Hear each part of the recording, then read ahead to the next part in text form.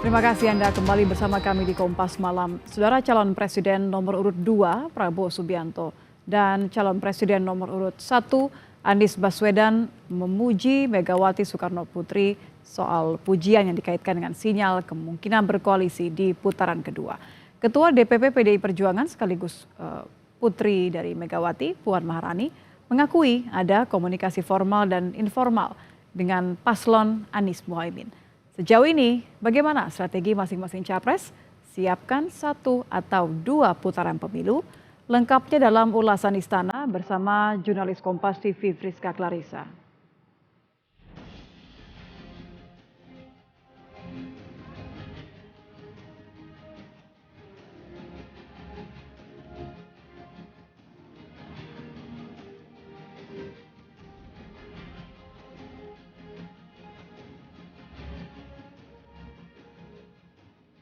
Kurang sebulan dari pemilu, kabar penjajakan koalisi paslon nomor urut 1 Anies Muhaimin dan paslon nomor urut 3 Ganjar Mahfud mengemuka jika pemilu berlangsung 2 putaran. Sementara tim paslon nomor urut 2, Prabowo Gibran, menekankan masih berfokus memenangkan pemilu 1 putaran. Bagaimana strategi paling logis yang disiapkan para capres? Ancang-ancang 1 atau 2 putaran? Lengkapnya dalam ulasan Istana bersama saya, Friska Clarissa.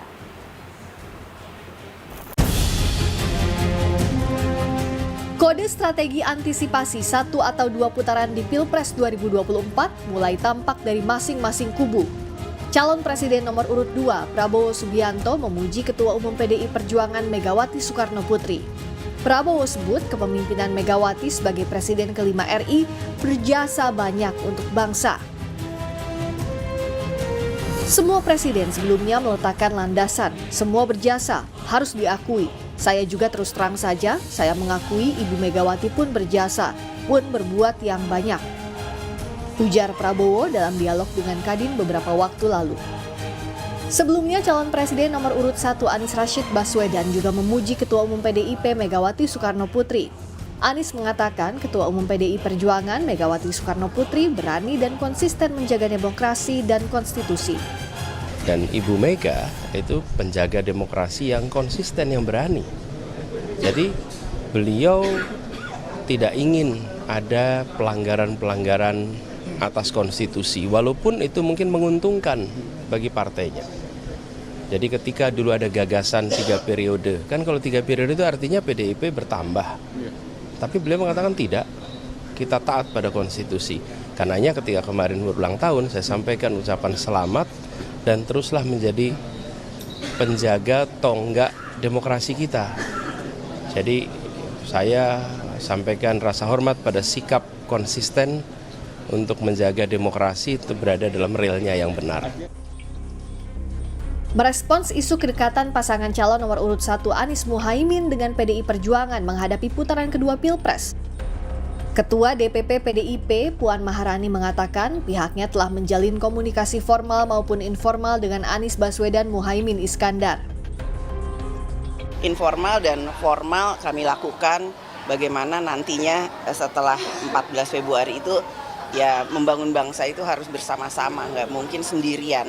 Dan membangun bangsa itu tentu saja kita serahkan kepada rakyat, menangkan hati rakyat, pilih pemimpin yang memang bisa pilihan rakyat sehingga rakyatnya yang akan menjadi juaranya. Soal strategi 1 atau 2 putaran, Timnas Amin menargetkan masuk dan memenangkan putaran kedua serta tak menutup pintu bagi Prabowo Gibran maupun Ganjar Mahfud berkoalisi. Sementara soal pujian Anies untuk Mega, Timnas Amin menyebut sanjungan itu sebagai penghargaan bagi tokoh pemimpin bangsa.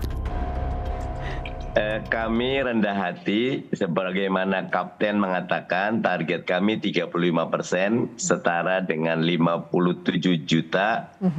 Mudah-mudahan masuk putaran 2, dan insya Allah di putaran 2 kita akan menang. Sebagaimana layaknya kita menghargai partai lain dan pemimpin.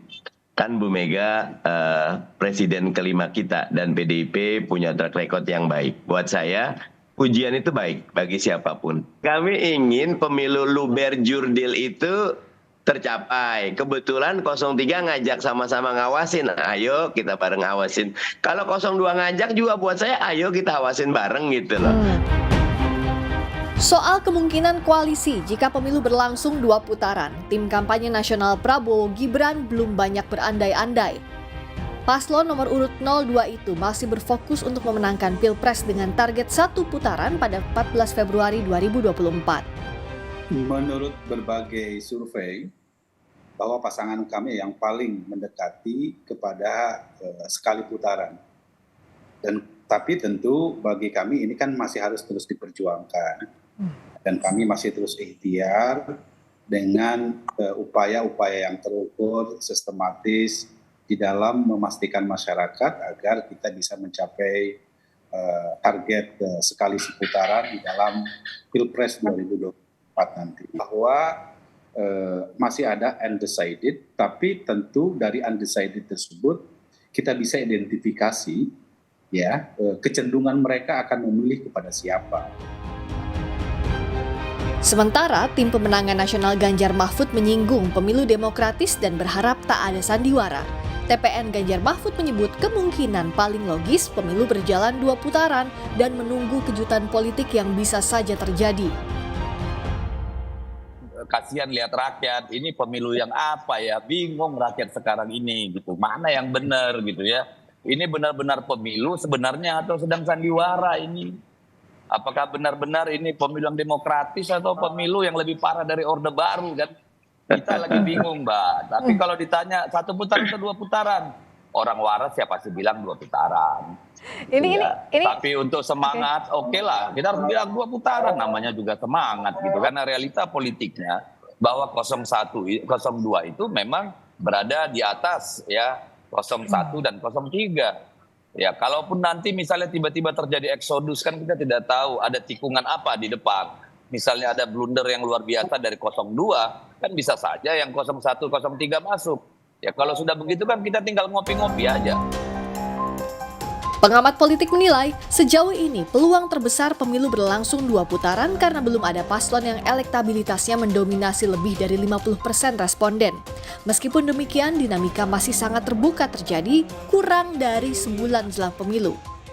Ini kan kemudian faktanya nggak sampai 50 lebih. Misalnya kan yang dipotret beberapa lembaga ada terakhir Ipsos 48.